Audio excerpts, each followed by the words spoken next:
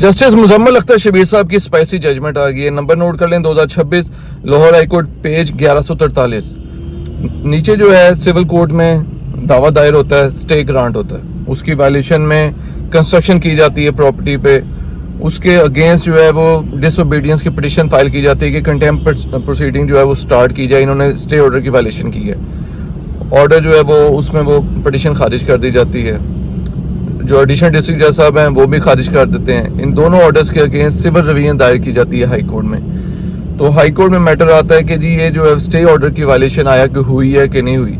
Stay order क्या था कि स्टे ऑर्डर ये था कि जी कोर्सिव मेजर्स जो हैं इलीगली कोर्सिव मेजर्स ना लिए जाएं प्लेंटिफ के अगेंस्ट। प्लेंटिफ ने एक्चुअली उसका स्टांस ये था कि मैंने जो है इनसे प्रॉपर्टी खरीदी है डिफेंडेंट से, ठीक है, और जो है वहाँ पे मैंने मेरी वहाँ पे कंस्ट्रक्शन हुई हुई है, थोड़ी बहुत उसने कंस्ट्रक्शन की हुई थी, तो ये वो डिमोलिश कर रहे हैं, तो ये वो स्टे लिया था उसने। लेकिन स्टे ऑर्डर में लिखा था कि कोर्सिव मेजर्स जो है इलीगली अडॉप्ट ना किए जाएं। जैसा हमने साथ स्टे ग्रांट करते हुए ये भी लिखा था कि जी जो है कोई ओनरशिप का प्रूफ नहीं दिया गया कि जो इन्होंने ख़रीदी है इसे जगह, कोई एग्रीमेंट हो या कोई सेल डीड करवाई हो, ऐसी कोई चीज़ नहीं है। लेकिन इसका पोजेशन है, जिसकी हद तक पोजेशन की वजह से वो ये स्टे ग्रांट किया था। लेकिन कंस्ट्रक्शन की हद तक कोई स्टे ग्रांट नहीं हुआ था, कोई स्पेसिफिक वर्ड्स नहीं थे। ये लिखा हुआ था कि कोर्सिव मेजर्स इलीगली अडॉप्ट ना किए जाएं प्लेंटिफ के अगेंस्ट।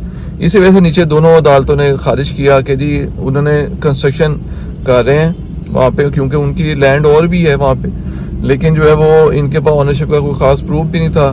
तो लेकिन जो है वो स्टे ऑर्डर की वर्डिंग है एक्चुअल जो है जिसमें देखने की वायलेशन हुई है, कंटेम्प्ट ऑफ कोर्ट हुई है कि नहीं, उसमें था कोर्सिव मेजर्स इलीगली अडॉप्ट ना किए जाएं प्लेंटिफ के अगेंस्ट। और जो है वहाँ पे कंस्ट्रक्शन करें अगर वो आया कि वो कोर्सिव मेजर्स में आते हैं कि नहीं आते।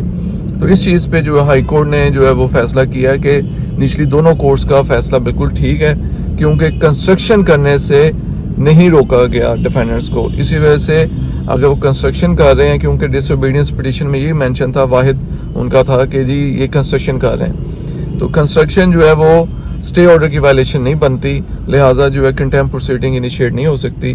तो जो है ना एविडेंस रिकॉर्ड करने की इसमें ज़रूरत है, तो लिहाजा जो है वो ये दोनों नीचे जो ऑर्डर किए गए हैं बिल्कुल ठीक किए गए हैं। और ये जो सिविल रिवीजन थी हाई कोर्ट में जो दायर की गई वो भी खारिज कर दी गई।